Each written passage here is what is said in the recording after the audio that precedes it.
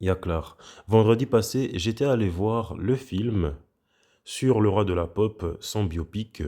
Biopic qui a été fait par les mêmes réalisateurs que Bohemian Rhapsody, qui retrace la vie de Freddie Mercury.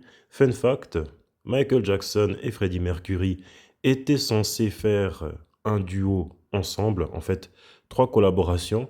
Mais comme Michael Jackson, il ne pouvait pas se séparer de son lama, et Freddie Mercury, il aimait trop fumer, ça n'a pas pu se faire.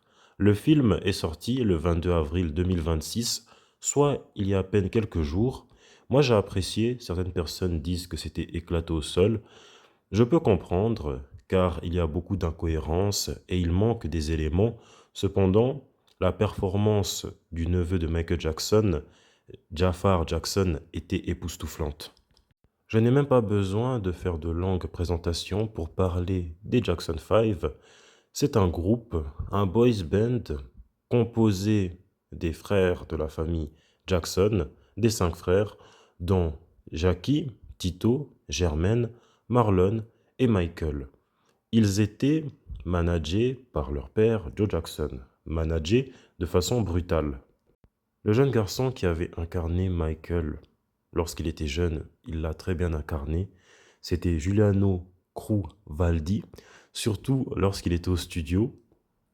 Il n'arrêtait pas d'être agité, et justement le producteur Berry Gordy lui disait à Michael de ne pas bouger, et ça colle à la réalité.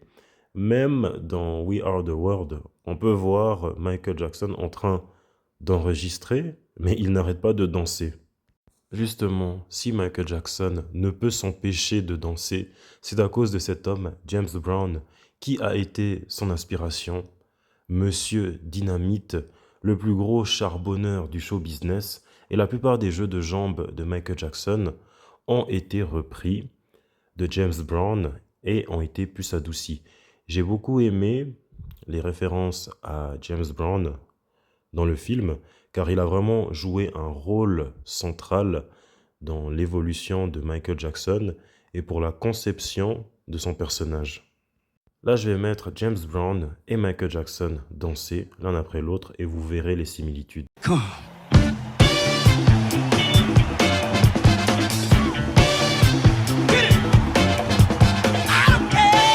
Et vous vous souvenez qu'en début de vidéo, j'avais dit que Michael Jackson, en studio, il est vraiment agité, il ne peut s'empêcher de danser. Figurez-vous, lors de l'enregistrement de We Are the World, il était aussi en train de danser. Mais il dansait comme James Brown, tellement James Brown l'a inspiré.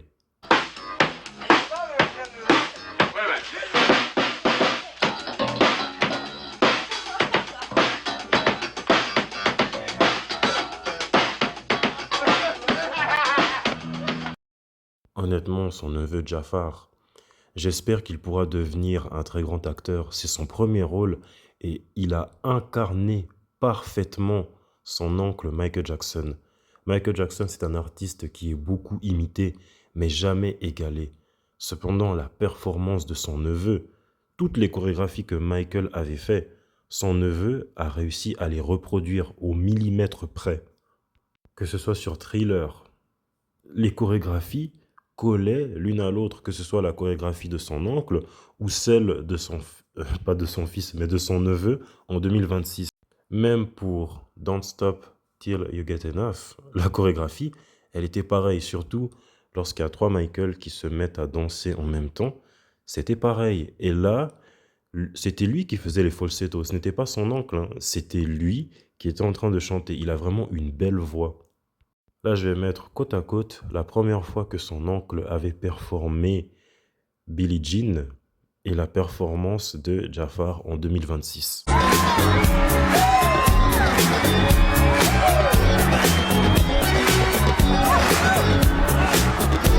Par contre, l'enfance de Michael, ça m'a beaucoup attristé, car dans le film, et même dans la réalité, c'est celui qui en bavait le plus. Surtout que dans sa famille, ils ont tous des gros nez qu'ils ont hérités de leur père, mais leur père les appelait toujours Big Nose.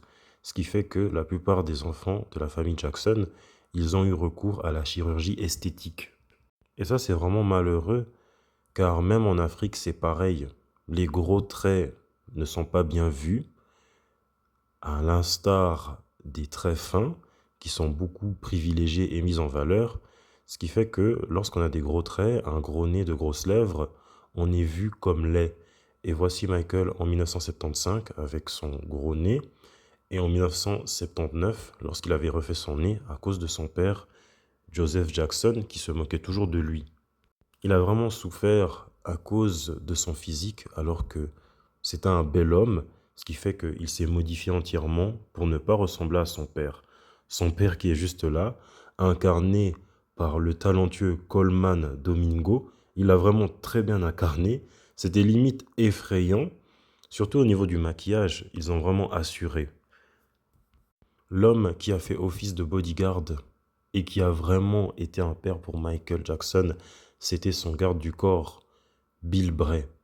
J'ai aimé vraiment l'alchimie entre les deux dans le film, et c'était pareil dans la réalité, même si on ne l'a pas vu, parce que Michael prenait toute la lumière, mais ça se voyait qu'il l'aimait. Ça se voyait vraiment que Bill aussi le considérait comme son fils. Maintenant, passons aux incohérences du film. D'abord, son avocat, John Branca, incarné par Miles Teller. Ça fait plaisir de le voir de nouveau au cinéma. En fait, lui et Michael avaient eu une relation assez conflictuelle. Michael l'a viré à 3 reprises et lorsque Michael est décédé, il s'est emparé de son argent et il est aussi un producteur du film. Une deuxième incohérence, c'est l'absence de Janet Jackson, sachant que il aimait profondément sa jeune sœur. On ne voit que la Toya dans le film, alors que plus tard elle trahira Michael. Une troisième incohérence, c'est la relation entre Michael et ses frères. Ses frères n'ont pas toujours été tendres avec lui. Dans le film, ça a été adouci, car tout comme John Branca, les frères de Michael, sont aussi derrière le film. Le film, il s'est arrêté en 1988, à l'époque de Bad, et là même, Jafar Jackson, il a assuré, surtout sur scène, la façon dont il dansait. On aurait vraiment dit Michael, et sa vie, elle est trop large. Elle est vraiment trop large. Sa vie, elle est trop fantastique pour tout résumer en 2 heures, que ce soit un James Brown qui l'a beaucoup inspiré, ou un Freddie Mercury avec qui malheureusement il n'a pas pu collaborer à cause de quelques conflits, mais lui, il a vraiment redéfini la musique que dire sa vie, raconter sa vie en 2 heures, ce n'est pas possible. Je pense que ça sera certainement le premier biopic où il y aura une deuxième partie.